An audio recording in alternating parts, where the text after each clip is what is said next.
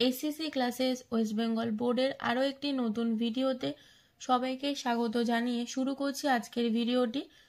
আজকে আমরা দশম শ্রেণীর 2025-এ ছায়া প্রকাশনী ভৌতবিজ্ঞান ও পরিবেশ দুয়ারে গাঙ্গুলি ও মাইতির এই বইটি থেকে প্রথম অধ্যায় পরিবেশের জন্য ভাবনার সম্পূর্ণ অনুশীলনী প্রশ্ন এবং উত্তর এই ভিডিওতে সমাধান করে দেখাবো।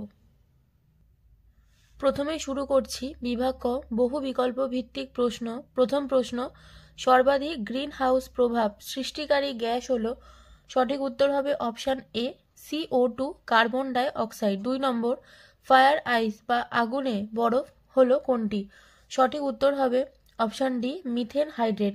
এর সঙ্গে তোমাদের জেনে রাখা উচিত, লিখবে 4 CH423H2O। ঠিক আছে, এর সঙ্গে এটা তোমরা পড়বে। 3 নম্বর, কোনটির তাপন মূল্য সবচেয়ে বেশি? উত্তর হবে LPG, liquefied petroleum gas, LPG. পরের প্রশ্ন হলো বিভাগ খ অতি সংক্ষিপ্ত উত্তর ভিত্তিক প্রশ্ন।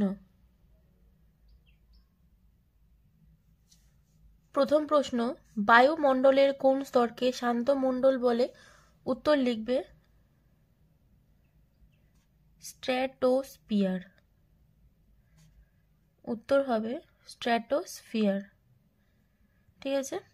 2 নম্বর প্রশ্ন, ট্রপোস্ফিয়ারের উচ্চতা বৃদ্ধির সঙ্গে চাপ ও উষ্ণতার কিরূপ পরিবর্তন ঘটে? উত্তর লিখবে কমে যায়। মানে উচ্চতা যখন বৃদ্ধি পায় তখন চাপ ও উষ্ণতা উভয় কি হয়? কমে যায়। 3 নম্বর, ওজোন গ্যাসের সর্বাধিক সঞ্চয় বায়ুমণ্ডলের কোন স্তরে দেখা যায়? এর উত্তরটা হবে স্ট্র্যাটোস্ফিয়ার।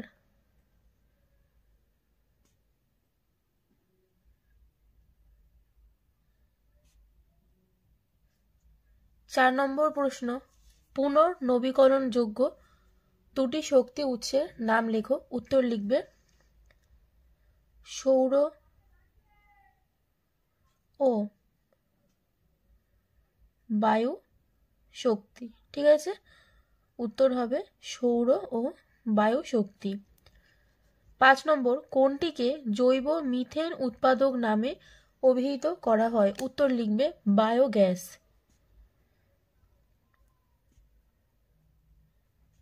উত্তর হবে বায়োগ্যাস। 6 নম্বর, এমন একটি শক্তির উদাহরণ যা প্রত্যক্ষ বা পরোক্ষ কোনোভাবেই সূর্য থেকে আসে না। এর উত্তর তোমরা লিখবে ভূতাপ শক্তি। ভয় দীর্ঘ তয়াকার প, ভূতাপ শক্তি। এরপরে করব স্তম্ভ মেলানো। প্রথম প্রশ্ন দেখো, গ্রিন হাউস গ্যাস, তার সঙ্গে হবে অপশান ডি CO2 মানে কার্বন ডাই অক্সাইড, এখানে হবে 1 লিখে দেবে। 2 নম্বর, ওজোন স্তর ক্ষয়কারী পদার্থ, এর সঙ্গে হবে অপশান সি NO।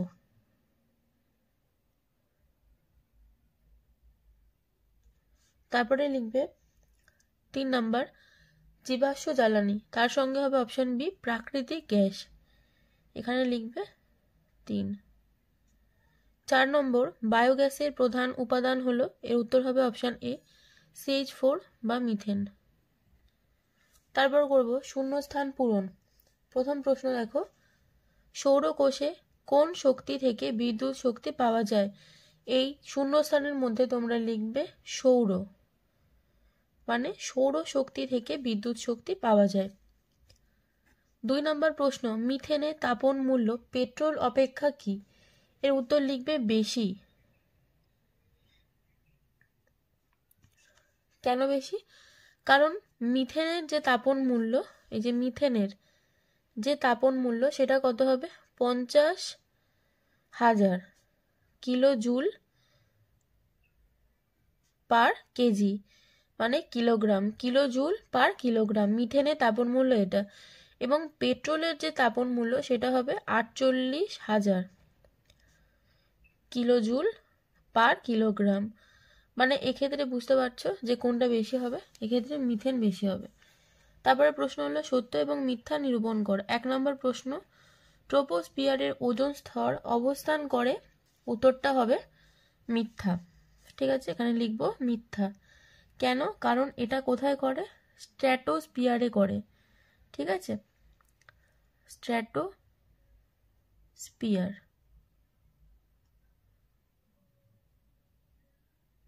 স্ট্র্যাটোস্ফিয়ারে অবস্থান করে প্রথম যেটা।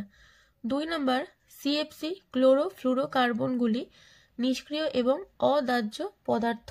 এর উত্তরটা হবে সত্য। ঠিক আছে, উত্তর হবে সত্য। 3 নম্বর, সৌরকোষ প্রস্তুতিতে সিলিকন ব্যবহার করা হয়। এর উত্তরটা হবে কি?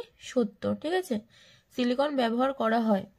এরপর আমরা করব বিভাগ গ এর প্রথম যে প্রশ্নটা রয়েছে সেটি। ভিডিও শুরু করার আগে সবার কাছে একটাই অনুরোধ, ভিডিও যদি তোমাদের ভালো লাগে তাহলে সবাই লাইক, কমেন্ট এবং সাবস্ক্রাইব করে আমাদের পাশে থাকবে এবং বন্ধুদের মধ্যে এই ভিডিওটা শেয়ার করবে। প্রথম প্রশ্ন, জোয়ার ভাটার শক্তিকে কিভাবে কাজে লাগানো হয়? উত্তর পেজ নম্বর 7-এর মধ্যে দেখো উত্তরটা রয়েছে, একদম নিচের দিকে যাবে। জোয়ার ভাটা শক্তি, এই যে ব্র্যাকেট করা আছে, এখান থেকে এত দূর, মানে এই শক্তি আহরণের জন্য উপকূলবর্তী অঞ্চলে বাঁধ নির্মাণ করে জলাধার তৈরি করা হয়। জোয়ারের সময় উঁচু হয়ে ওঠা জলকে ওই জলাধারে ধরে রাখা হয়। তারপর ওই জলকে ছেড়ে দিয়ে টারবাইনে ঘুরিয়ে জেনারেটরের মাধ্যমে বিদ্যুৎ তৈরি করা হয়। এটি পুনর্নবীকরণযোগ্য অচিরাচরিত শক্তি উৎস। তাহলে প্রথম প্রশ্ন যে উত্তর সেটা রয়েছে পেজ নাম্বার 7-এর মধ্যে ব্র্যাকেট করে দেওয়া রয়েছে, তার উত্তর। চলে যাব পরবর্তী প্রশ্ন। 2 নম্বর প্রশ্ন, সিএফসি কি, মানে ক্লোরোফ্লুরোকার্বন কি, এর ব্যবহার ও ক্ষতিকর প্রভাব লেখো। সিএফসি কি সেটা আমি তোমাদেরকে লিখে দেখিয়ে দিচ্ছি এবং তারপরে প্রশ্ন আমি পেজ নাম্বার থেকে দেখাচ্ছি। এই যে এর ব্যবহার ও ক্ষতিকর যে প্রভাব, এর উত্তরটা রয়েছে পেজ নাম্বার 4-এ। পেজ নাম্বার 4-এ দেখো সিএফসি এর উৎস। ঠিক আছে, উৎস যেটা এখান থেকে এত দূর তোমরা লিখবে। ঠিক আছে, এবং যে ক্ষতিকর যে প্রভাব সেটা হচ্ছে এখান থেকে লিখবে, এখান থেকে এত দূর। তাহলে এই যে ওজোন স্তর ধ্বংসে সিএফসি এর ভূমিকা, মানে ক্লোরোফ্লুরো যে কার্বন, তার ভূমিকা এখান থেকে এতটা, এবং আগের যে প্রশ্নটা সেটা হবে এখান থেকে এতটা, মানে পেজ নাম্বার 4। এর পরে প্রশ্ন বলেছে সিএফসি কি। সিএফসি কি সেটা আমি একটু লিখে দেখিয়ে দিই। তোমরা লিখবে সিএফসি মানে ক্লোরোফ্লুরোকার্বন। এটি একটি সিনথেটিক জৈব যৌগ যা ক্লোরিন সিএল, ফ্লোরিন এফ, এটা ফ্লুরিনও বলা যায়, ফয়লয় ওকার না দিয়ে ফয়লয় হস্যু দেবে ফ্লুরিন এবং কার্বন সি দিয়ে গঠিত। এটি বর্ণহীন, গন্ধহীন এবং রাসায়নিকভাবে নিষ্ক্রিয় একটি গ্যাস। এবং এটাকে আমরা যদি ইংলিশে লিখি তাহলে আমরা এভাবে লিখব। ঠিক আছে, তোমরা এখান থেকে এতদূর এটা লিখে নাও। পরের প্রশ্ন রয়েছে 3 নম্বর, গ্লোবাল ওয়ার্মিং হ্রাসের 2টি উপায় লেখো। তাহলে এর উত্তর রয়েছে পেজ নম্বর 5-এর মধ্যে রয়েছে উত্তর।